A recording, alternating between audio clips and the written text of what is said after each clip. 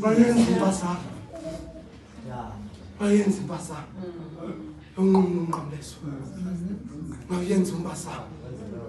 because lo nqamleso wakho lo nqamleso ubuke wawonqumta wathi uyabona ngoku yaphuma apha ayeka lento enxa yezimpandezelo uyawuthini izawudlula uyahamba njani abantwana bakaThixo hambe ndako kwethu unqamlezo ke athi umbhaleli wethu ke thina bantu uThomas uPaulos uthi ke thina bantu asiqhayisi yabona uPaulos wansathi thina asiqhayisi ngezinto ezingenguwo unqamlezo uboyazoba uzawuphinda jike athi kodwa athi unqamlezo wona ungamandla kuthi and therefore segqibile uqhayisa unqamlezo andiwazi unqamlezo wakho unqamlezo wakho andiwazi but I'm sure khona unqamlezo khona yaye andiyazi uba xa litshona ilanga ngoba mfundisi wakubayi kukho abantu abaneminqamlezo ethi xa kutshona ilanga ingangetshoni abantwana bakaThixo ngoba ucinga unqamlezo wakhe xa liphuma athi omnye akwaba lilanga linangaphumi ngoba umnqamlezo wanawo awunomelana nemini abantwana bakaThixo eminye iminqamlezo nto kayeshula isemisebenzini yethu eminye iminqamlezo isendaweni esifunda kuzo eminye iminqamlezo yethu isemakhayeni ethu eminye iminqamlezo abantwana bakaThixo wethu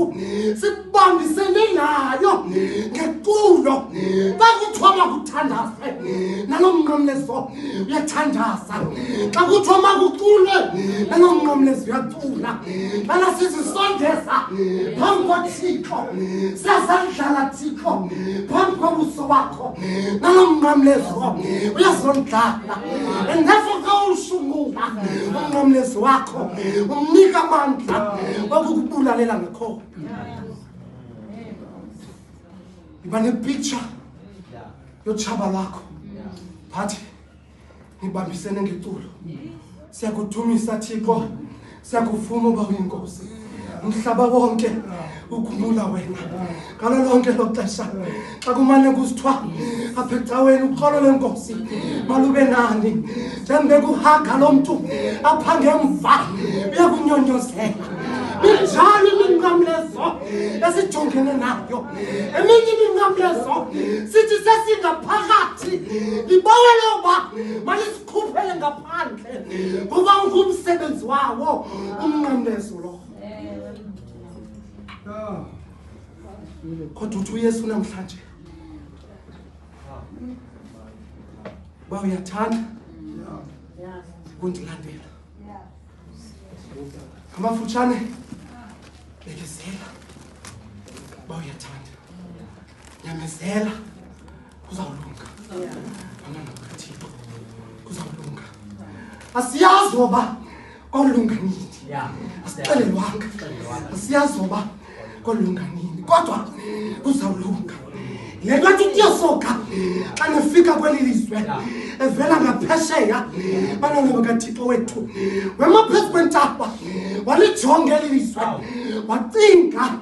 apho lisuka khona nalapho likhoyo wacula ingoma bona izwe lakho wethu ungayithobi inqumbo yakho luze lufu usapho lwakho nale nkonzo abantwana bakaThixo oba inocinga oba isuka phila le nkonzo nalapho ikhoyo iza kunika amandla oba ubekezele ubambelele kuwo umnqamlezo nomqukumbelo kaKristu oba uyathanda angakunceda uYesu oba uyathanda angakunceda uYesu into inceda umuntu otshone lwandle nto kamfaka into inceda umuntu otshone lwandle oba sikakuboni ezanto kuthiwa zilifeguard zihlangulayo abantwana bakokwethu obuyazika into zakukunceda ukuphakamisa isandla Bantwana bakaThixo wethu khona ukuze ube lokwazi ubonakala kubahlanguli bolwandle ingxaki yamaTopiya awuphakamisa isandla awafuna uncedakala. Bantwana bakaThixo wethu into eninzi ngoku emabandleni kaThixo lithi lawugqithwa ukuhlanjwa usana kuthathethwa usana